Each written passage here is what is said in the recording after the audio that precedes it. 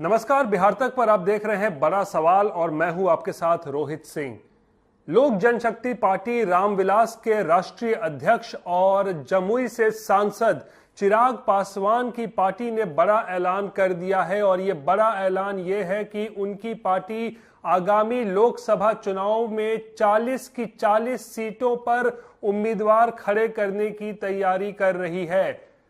राजू तिवारी, जो कि चिराग पासवान की पार्टी के प्रदेश अध्यक्ष हैं, उन्होंने आज इस बात की घोषणा की कि उनकी पार्टी यानी कि चिराग की पार्टी 40 की 40 लोकसभा सीटों पर चुनाव लड़ने की तैयारी कर रही है। और ये आज का बड़ा सवाल है कि आखिर एनडीए में मामला इतना बिगड़ क्यों गया है कि चिराग पासवान को ये कहना पड़ रहा है या फिर उनकी पार्टी को दबाव की राजनीति के तहत ये अब बताना पड़ रहा है कि उनकी पार्टी 40 की 40 सीटों पर चुनाव लड़ने की तैयारी कर रही है। तो दरअसल बताएं कि चिराग पासवान जो है इस बार पीछे हटने को तैयार नहीं है। 2014 में उनकी पार्टी, उस वक्त हालांकि उनके पिता जो थे वो पार्टी चलाते थे, दिवंगत रामविलास पासवान, तो 2014 में भी उनकी पार्टी ने 7 लोकसभा सीटों पर चुनाव लड़ा था और फिर 2019 में जो है थोड़ा सा समीकरण बदला था, तो फिर 7 सीटें तो मिली थी चिराग पासवान की पार्टी को, लेकिन उसमें था कि 6 लोकसभा की सीट लड़ने के लिए मिली थी और 1 राज्यसभा की सीट मिली थी लड़ने के लिए चिराग पासवान की पार्टी को। यानी कुल जमा अगर हम माने तो 7 सीटें उस वक्त भी चिराग पासवान की पार्टी को मिली थी। उस वक्त भी रामविलास पासवान जो है वो जीवित थे, लेकिन पिछले 5 सालों में हालात कुछ बदल चुके हैं। रामविलास पासवान अब इस दुनिया में नहीं है और उनकी पार्टी जो है अब उनके बेटे चला रहे हैं, चिराग पासवान। और पार्टी में भी पिछले 2 साल पहले अगर हम कहें तो बड़ी टूट हो चुकी है। चाचा पशुपति पारस ने पार्टी को तोड़ा और फिर अब लोक जनशक्ति पार्टी जो है 2 हिस्सों में बढ़ चुकी है। एक हिस्सा चिराग पासवान के पास है और दूसरा हिस्सा पशुपति पारस के पास है। और अब जब 2024 का रण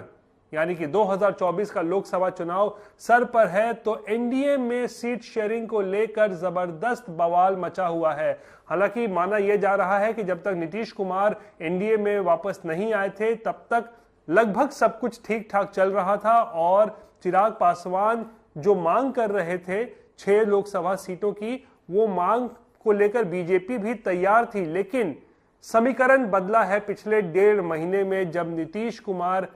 एनडीए का हिस्सा बन चुके हैं और अब जो मामला फंस चुका है कि आखिर कैसे चिराग पासवान और पशुपति पारस को मनाया जाए और दोनों के बीच में जो तकरार की स्थिति बनी हुई है उसको किस तरीके से सुलझाया जाए। तो दरअसल ये पूरा मामला फंसा हुआ है 2019 के लोकसभा चुनाव का फॉर्मूला को लेकर। याद हो कि 2019 में बीजेपी और जनता दल यूनाइटेड ने 17 सीटों पर चुनाव लड़ा था, यानी कि 34, और बाकी की 6 सीट पर चुनाव लड़ा था लोक जनशक्ति पार्टी ने। और उसी फॉर्मूले के आधार पर अब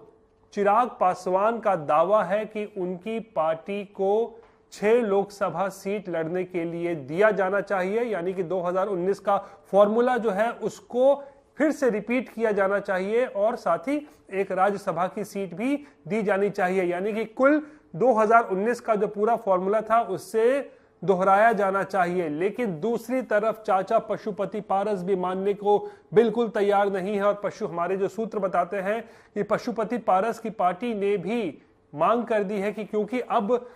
लोक जनशक्ति पार्टी के 5 सांसद उनके पास है, यानी कि पशुपति पारस के पास है, यानी कि राष्ट्रीय लोक जनशक्ति पार्टी के पास है, तो पशुपति पारस की मांग है कि 5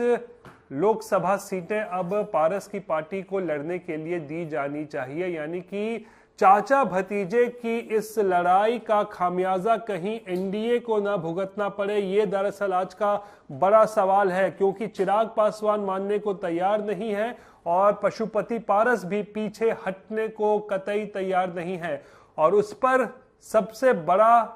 जो एक कह सकते हैं जो सवाल ये हो गया है और सबसे बड़ी टकरार की वजह इस सीट शेयरिंग के साथ साथ हाजीपुर लोकसभा सीट भी है। हाजीपुर जो कि दिवंगत रामविलास पासवान की कर्मभूमि रही है कई वर्षों तक उस पर चिराग पासवान ने अपना दावा ठोक दिया है। और तो ये हम पहले से जानते थे कि हाजीपुर लोकसभा सीट पर चिराग चुनाव लड़ने की तैयारी कर रहे थे, लेकिन अब ये आधिकारिक हो चुका है और आज राजू तिवारी ने इसकी घोषणा भी कर दी कि किसी भी कीमत पर, याद रहे, किसी भी कीमत पर चिराग पासवान की पार्टी हाजीपुर से लोकसभा चुनाव लड़ेगी। यानी कि चिराग पासवान की तरफ से मैसेज बिल्कुल साफ और क्लियर है कि हाजीपुर के साथ कोई समझौता नहीं होने वाला है और चिराग पासवान अपने पिता की विरासत को जो है राजनीतिक विरासत को आगे बढ़ाना चाहते हैं और इसीलिए वो जमुई से नहीं बल्कि अब हाजीपुर से चुनाव लड़ने की तैयारी कर रहे हैं। लेकिन दूसरी तरफ यही हालात पशुपति पारस का भी है, जो कि मौजूदा समय में हाजीपुर से सांसद हैं और पशुपति पारस ने भी साफ कर दिया है कि वो अपनी भाई की विरासत को संभाल रहे हैं, यानी कि रामविलास पासवान की विरासत को वो संभाल रहे हैं और इसीलिए किसी भी कीमत पर पशुपति पारस भी अब पीछे हटने को वहां भी तैयार नहीं है और उनका भी दावा बिल्कुल ठोस है कि हाजीपुर से लड़ेंगे तो पशुपति पारस ही चुनाव लड़ेंगे। और अब ऐसे में सवाल ये कि चाचा भतीजे की इस लड़ाई का खामियाजा कितना बीजेपी को या फिर जेडीयू को उठाना पड़ सकता है, क्योंकि देखिए जो हमें जानकारी मिली है सूत्रों से वो ये भी है कि चिराग ने अपने विकल्प को लेकर भी जो है वो विकल्प तलाशने अगर कहें तो तलाशने शुरू कर दिए हैं। विकल्प क्या हो सकता है उनके पास, तो उनके पास दरअसल दो विकल्प है। पहला विकल्प ये कि वो महागठबंधन में जा सकते हैं, तेजस्वी यादव के साथ हाथ मिला सकते हैं और तेजस्वी यादव की तरफ से भी एक तरीके से कहें तो हरी झंडी दिखा दी गई है। उनका कहना है, तेजस्वी यादव ने कहा था कि वो जहां पर है वो तो वहीं पर बने हुए हैं, कौन आना चाहता है ये फैसला उसको करना है। ऊपर से आज आरजेडी के एक विधायक मुकेश रोशन ने यह भी कह दिया कि चिराग पासवान को एनडीए छोड़कर महागठबंधन में आ जाना चाहिए। तेजस्वी और चिराग पासवान अगर एक हो जाएंगे तो बिहार में एनडीए का सफाया हो सकता है। यानी कि आरजेडी के तरफ से बिल्कुल ऑफर दे दिया गया है और ये भी सूत्र बता रहे हैं कि आरजेडी या फिर कहें महागठबंधन की तरफ से चिराग पासवान को 8 सीटों का ऑफर भी है। यानी कि जो वो 6 की मांग कर रहे हैं लोकसभा चुनाव के लिए एनडीए में,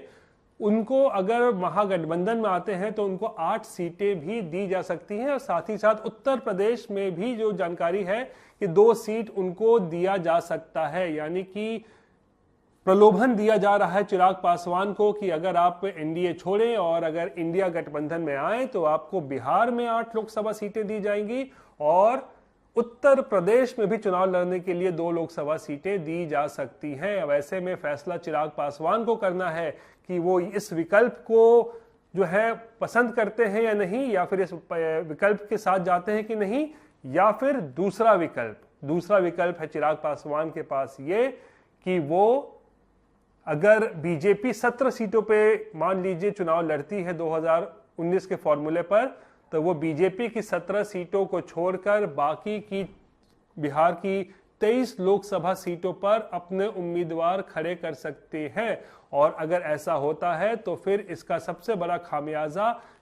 नीतीश कुमार की पार्टी को उठाना पड़ सकता है। यानी कि चिराग पासवान की तरफ से भी एनडीए या फिर कहे बीजेपी को मैसेज ये दिया जा रहा है कि अगर नीतीश कुमार कम सीटों पर चुनाव लड़ने के लिए नहीं मानते हैं तो फिर वो 23 सीटों पर अपने उम्मीदवार 2020 विधानसभा चुनाव के तर्ज पर खड़े कर सकते हैं और फिर नीतीश कुमार को ही इसका खामियाजा भुगतना पड़ेगा। यानी सबसे ज्यादा वो नुकसान किसी को पहुंचाएंगे तो वो नीतीश कुमार की पार्टी को होगा। यानी कि तेजस्वी यादव की तरफ से तो ऑफर मिला हुआ है और विकल्प 2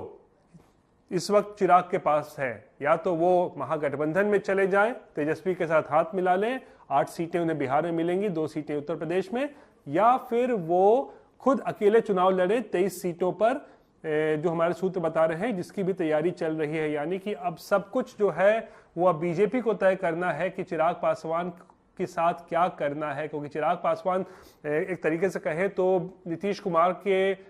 एनडीए में आने के बाद थोड़े से असहज महसूस कर रहे हैं। सीट शेयरिंग का पूरा मामला भी जो है उनको लेकर जो है उनकी पार्टी को लेकर थोड़ा गड़बड़ा गया है और साथ ही पशुपति पारस चाचा जो है उनके साथ भी जो तकरार है वो कम होने का नाम नहीं ले रही है और इसी वजह से एनडीए में सीट शेयरिंग का पचड़ा जो है वो फंसा हुआ है। ये पेच जो है इस वक्त फंसा हुआ है और बड़ा सवाल यह है कि बीजेपी आखिर इस पूरे पेच को किस तरीके से सुलझाती है और कैसे चिराग पासवान को एनडीए में बनाए रखती है, ये बड़ा सवाल है। बहरहाल ये थी बिहार से जुड़ी हुई आज की सबसे बड़ी खबर। बाकी की तमाम खबरों के लिए आप देखते रहिए बिहार तक और मुझे आज के लिए दीजिए इजाजत। नमस्कार।